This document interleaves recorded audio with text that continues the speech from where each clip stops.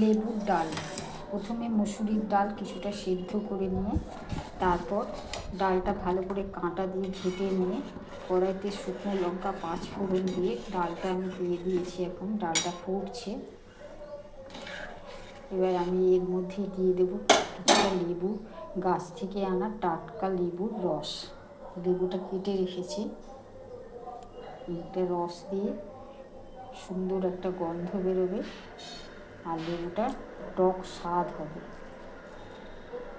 পাতি লেবুর রস দিয়ে টক ডাল।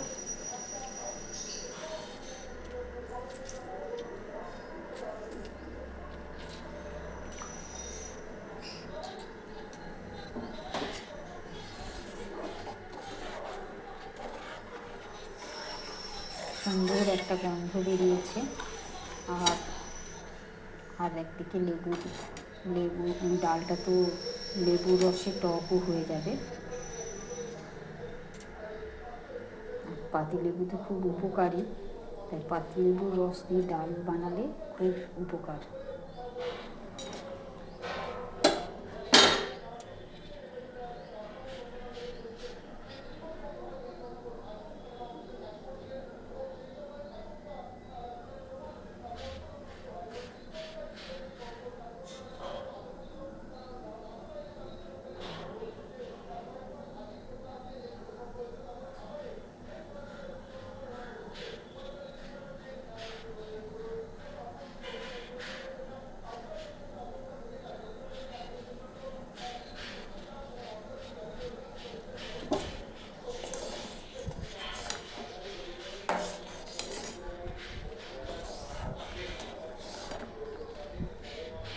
আর ডালটা এরকম পাতলা করতে হবে, ঘন ডাল হলে ভালো লাগে না।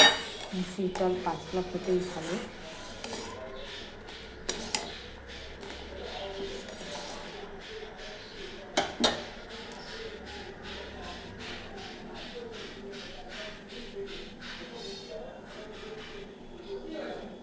এবার হয়ে গেছে, ভালো মতো ফুটে গেছে, নামিয়ে নেব।